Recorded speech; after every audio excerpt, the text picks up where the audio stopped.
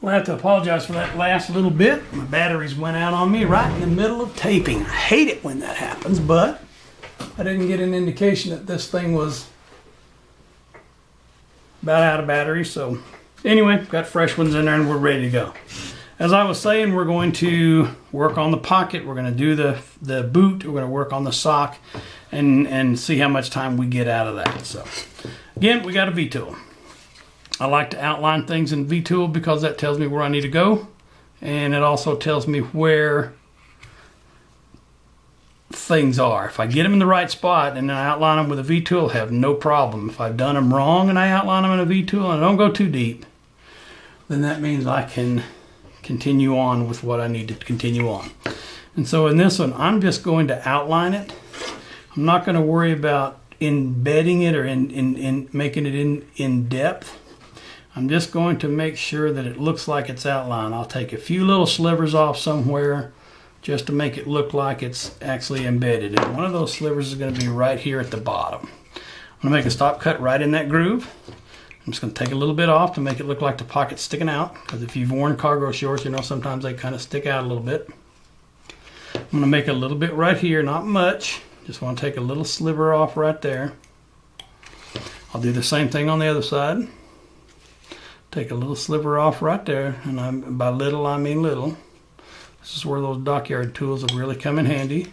Another one right here, just to separate the bottom of the pocket from the flap. I guess I am going to do it all the way around, so make it look better.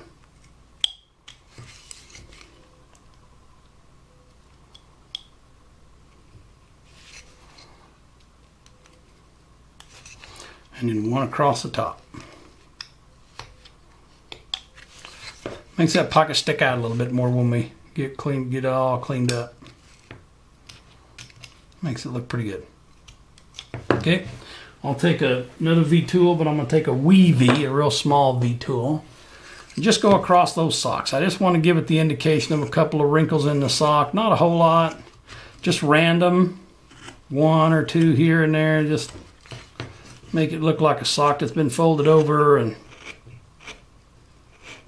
tucked down. Doesn't have to look like much. Just want to make it look like it's been tooled a little bit. Okay. Got a little bitty cleanup right there. We can take out. Looks better. All right. Just like we did down here with the bottom of the boot, and we gave it that impression there. I'm going to do the same thing with the hair. I'm going to take my V-tool. I want a bigger one on this one, just slightly bigger. Don't need a whole lot bigger, but I want a little bit. And at the bottom of the hair, what I want to do is just cut out these little chips with my V-tool.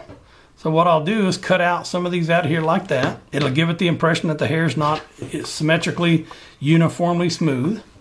But we just reverse, I'm going to reverse it. Just add a little bit of detail like that. I'm gonna leave some room around the ear because I really not too sure what I'm doing with that ear yet, but I'm just at the bottom of where the hair interacts with the face. I'm just giving it some kind of randomness to it. And then what I would do is come in here and take out a few little chips. They don't have to be big ones, but you just want it so that it's not randomly look like you've cut it off with a V-tool. Just go one way or the other, cut off little chips out of there.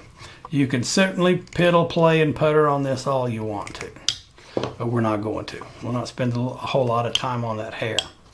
Once we get those, we'll get up under the hat with a wee V so it looks like it's got a little bit more. We'll add a few more lines going up through there. I'm going to do the same thing here around the ear, and I want a few small ones because I want the hair to look like it's coming over. So I'm going to take out a few little lines that almost look like hair, and then what we'll do is we'll go in with our gouge and give that ear some contour. I don't need a whole lot. I just want to I want to cut back in like that. I want to cut out so it looks like the ear's plunging in. Then when I go back with my V-tool and that wood that's hanging out there, chip it off. See how it looks like we've got a little bit of hair covering his ear? Not sure if you can see that really well, but it looks like there's some hair over his ear. We'll take the liberty of knocking off the corners on that ear, making it look like it's a real ear instead of a thing you just stuck on the top of it. Cut out the back of it. Ears are unique to everyone. I have never seen the same set of ears, even on twins. Although they look similar, they each have their own differences and wrinkles and all that. So feel free to experiment, play around, look at what you can do. I'm going to take that weavy and I'm going to deepen these cuts that I've made at the end of the hair, because I didn't like the result I got with the knife. I wasn't doing it smaller face like this. I did it a little bit differently. Okay. And then what I want to do is go to a just slightly larger gouge and just put some hairlines in there. Randomly put these lines in there to make it look like that hair is just flowing out over the areas in which you've drawn it in. Doesn't have to be much. A lot of times what you could do is start with a bigger gouge, add some contour, and then put some, so if you add a few of these lines in there, and then go in there deeper with them with your V-tool, they kind of have a tendency to look a little more natural because they're not all on the same plane as this one. And in fact, that's what I'm going to do. Let's add a few more details here to that one, just randomly in here. And then what we'll do is go in with the V-tool and add more contour as we go along. So hair is one of those things where you see a lot of carvings where it's fairly straight and it doesn't detract from it. But if you're in a competition, if you're putting this into a show, if you want to give it to somebody, there's a lot of times in which you just want a little bit more detail added to it. And one of those things that judges will say is, why is all the hair running the same way? Because no matter who you're looking at, even somebody who just got out of the barbershop, even somebody who just went to the groomer, somebody who just gelled their hair, or whatever they did, I can guarantee you that not all of those hairs are running the same direction. And so adding a little bit of randomness to it helps to make it look a little more realistic. Doesn't need much, just needs a little bit.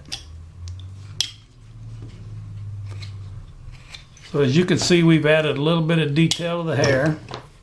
We'll wipe it off there with the brush. Left his ear. We're going to take off those marks. We don't like those marks. There we go. All right. We're at 8 minutes on this video, and we are getting really, really close to having this guy about as realistic as we can make him. Working on the hair back here at the back of the head. It's an area that can be lost and forgot about if you don't do it.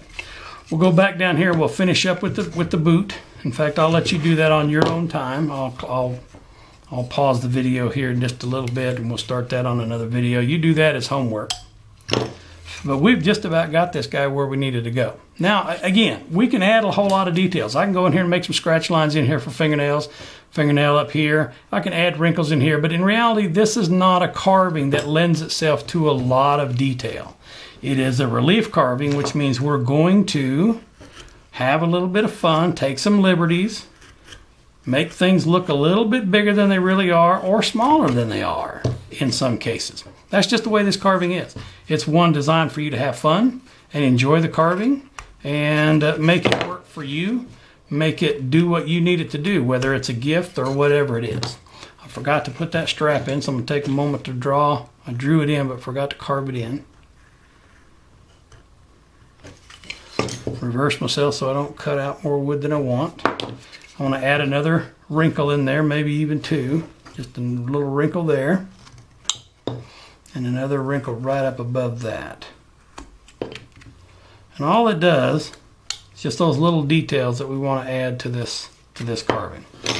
I got a lot of cleanup, and I've shown you in an earlier video how I clean up. I've got a Dremel with a mandrel on the front of it and the business end of it, and that mandrel has different types of scuff pads. I want to say Scotch pads, but that's probably not necessarily a brand.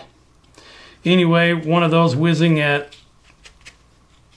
high RPMs will clean up that. It's not sanding because you're not opening that wood up. It is simply using a high-speed scuff pad to burnish the wood back into where it needs to be. So we can do that. I can show you that in another video. You can see it on one of my other videos. I think I showed it on, I don't remember which video, but anyway, I'll let you do a little bit of homework. We'll clean this up and then we'll come back and finish up the details. And then we're on to the paint table. So I'll see you in the next round.